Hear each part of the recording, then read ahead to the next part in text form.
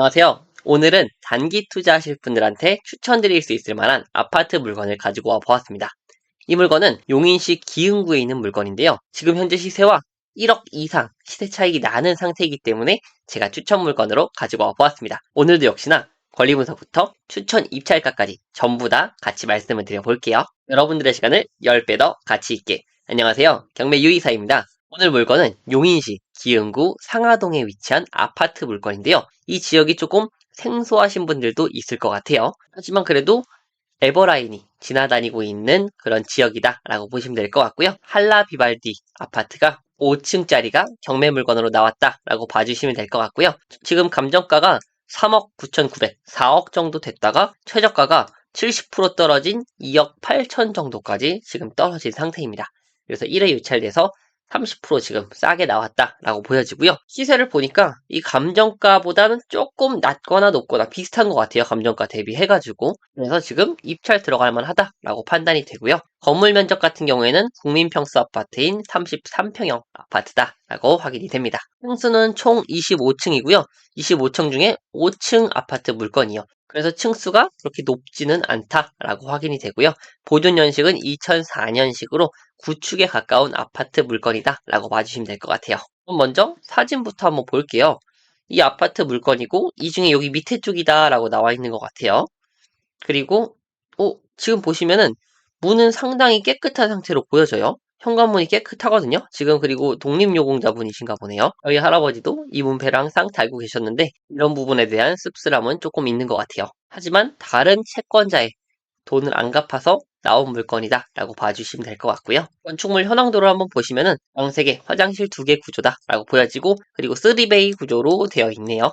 그래서 구조 자체는 나쁘지 않다, 괜찮은 편이다 라고 봐주시면 될 것 같아요. 첫 번째로 입지 분석을 보기 전에 일단 단지 정보부터 한번 볼게요. 세대수는 그래도 괜찮네요. 890세대 정도 되는 대단지에 준하는 아파트 물건이고요. 주차 대수도 그래도 넉넉한 편입니다. 1.17대면은 그래도 상당히 준수한 편이다 라고 확인이 되고요. 타입은 이렇게 두 개의 타입이 위치하고 있는데 이게 평수는 같아도 구조가 완전히 다릅니다. A타입을 먼저 보시면은 방 3개, 화장실 2개 구조로 되어 있고요. B타입을 보시면은 네, 화장실이 1개로 나와 있죠. 그 1개가 드레스룸으로 빠져 있는 것이 확인이 됩니다. 그래서 이거를 물론 화장실로 바꿨을 수는 있지만 이 타입 자체가 방 3개, 화장실 하나, 드레스룸 하나 구조로 나와 있다 라고 봐주시면 될 것 같아요. 그래서 이 부분에 대한 수요가 당연히 갈릴 수는 있어요. 그렇기 때문에 시세가 완전히 다른가 해서 봤더니 시세가 그렇게 크게 차이가 나진 않았습니다. 그래서 이거는 부동산에 들리셔가지고 이 부분에 대한 수요만 다시 한번 파악해 보시면 될 것 같다라는 생각이 들어요. 입지 분석을 한번 볼게요. 경매 물건은 이 물건이고요. 역까지 거리가 한 10분 정도면 걸어갈 수 있겠다라는 생각이 들어요. 그래서 경매 물건을 기준으로 해가지고 이렇게 그냥 대충 보시면은 700m 내외 정도 거리가 되겠다라고 확인이 됩니다. 그래서 역까지는 이동이 어느 정도 원활하겠다라는 생각이 들고요. 대신에 잘 다니는 역은 아니에요. 그렇지만 여기 있고 없고 차이가 크기 때문에 이런 부분에 대해서는 당연히 메리트가 있는 부분이다 라고 말씀드릴 수가 있고요. 그 이외의 인프라를 한번 보도록 할게요. 이 지역은 약간 애매하다라고 말씀드릴 수가 있을 것 같아요. 그 이유가 인프라가 조금씩 다 멉니다. 일단 학군부터 한번 보시면은요. 지금 경매 물건은 이쪽 물건이라고 했죠. 그래서 초등학교를 보시면 이쪽에 있어요. 그래서 여기는 충분히 걸어갈 만한 거리다 라고 확인이 되는데요. 이쪽도 초등학교가 있죠. 그래서 이쪽으로 가면 정말 가깝습니다. 그래서 초등학교는 정말 가깝다 라고 보시면 되는데 중학교, 고등학교가 조금 멀어요. 중학교, 고등학교는 여기 고등학교가 있고요. 이쪽에 중학교가 있습니다. 그래서 거리상으로는 실제로는 이렇게 직선거리로는 가깝지만 가려면 이쪽에서 버스를 타고 여기까지 간 다음에 내려서 가야 된다 라고 말씀드릴 수가 있을 것 같아요. 그래서 초등학교는 가깝지만 중고등학교는 대중교통을 이용해야겠다라는 생각이 듭니다. 물론 경매물건 같은 경우에는 이쪽에 위치하고 있거든요. 그래서 거리 재기로 한번 볼게요. 그래도 1km가 넘는 거리입니다. 여기는 이렇게 해서 네, 가보면은, 네, 1km 정도, 1.3km 정도 나오네요. 그래서 도보로 한 20분 정도 내외로 갈 수 있겠다라고 판단은 드는데, 뭐, 중고등학생분들 같은 경우에는 걸어 다닐 수도 있겠죠. 하지만 대중교통을 많이 이용할 것 같다라는 생각이 듭니다. 병원 같은 경우에는 이쪽 아파트 기준으로 이쪽에 용인 세브란스 병원이 종합병원에 위치하고 있어요. 걸어서는 거리가 조금 있겠지만 차로는 5분 이내로 갈 수가 있겠다라고 판단이 되고요. 마트 같은 경우에는 이쪽 아파트 기준으로 여기 그냥 조그마한 동네 마트인데요. 여기 위쪽으로 조금 올라가 보시면은 네, 여기에 대형마트인 이마트가 위치하고 있습니다. 그래서 이것도 똑같이 차로 5분 정도만 나가면은 바로 이마트를 이용할 수가 있어요. 그렇기 때문에 이런 부분에 대한 장점은 충분히 존재한다라고 말씀드릴 수가 있고요. 은행 같은 경우도 생각보다 이용이 원활할 수 있는데 이쪽 뒤쪽으로 이렇게 들어가면은 이쪽에 국민은행을 이용할 수가 있고요. 대신 이쪽이 조금 언덕입니다. 아마 차로 가야 될 것 같다라는 생각이 들고요. 그리고 이쪽에 새마을금고와 농협이 각각 위치를 하고 있습니다. 그래서 이쪽까지는 조금 거리가 있겠지만 그래도 이것도 차를 타고 나가면은 상당히 가깝게 이용이 가능하겠다라는 생각이 들고 이쪽 도로가 생각보다 잘 정비가 돼 있기 때문에 용이하게 이동이 가능할 것 같다라는 생각이 들어요. 그리고 주민센터 같은 경우에는 이쪽 바로 밑에 쪽에 길 건너서 내려가면 위치를 하고 있고요. 우체국 같은 경우에는 이렇게 돌아가가지고 대학교 안쪽에 우체국이 위치하고 있습니다.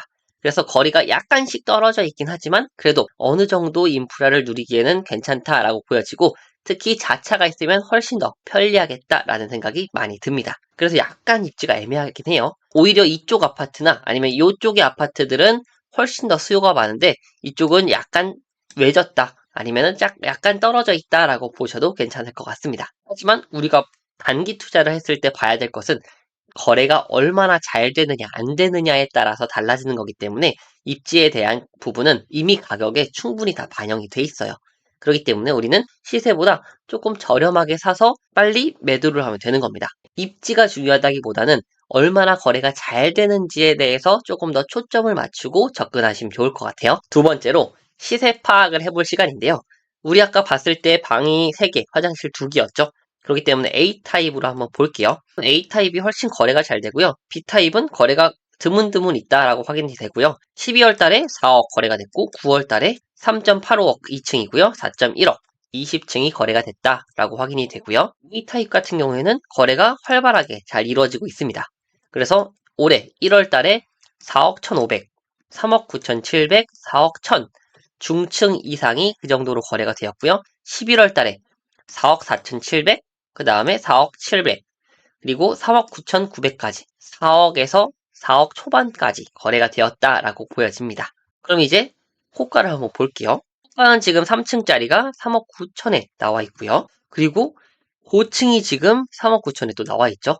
그래서 이때 당시보다는 호가가 약간 떨어졌나 라고 생각해 볼 수도 있을 것 같아요. 그리고 조금 더 내려가서 보면은 21층도 지금 4억에 나와 있죠. 근데 지금 이 물건 3억 9천 하나 말고는 시세가 4억대로 다 형성이 되어 있는 것 같아요. 시세와 호가가 그렇게 크게 차이 나진 않는다라고 확인이 될 것 같고요. 그래도 거래가 1월까지만 거래되고 2월과 3월에는 거래가 없는 상태로 보여집니다. 그렇기 때문에 현재 수요 조사를 한번 부동산 가서 해보시는 것도 좋을 것 같다. 라고 말씀을 드릴 수가 있고요. 그래서 저는 보수적으로 이게 4억 정도대의 거래가 됐지만 경매 물건은 5층이기도 해요.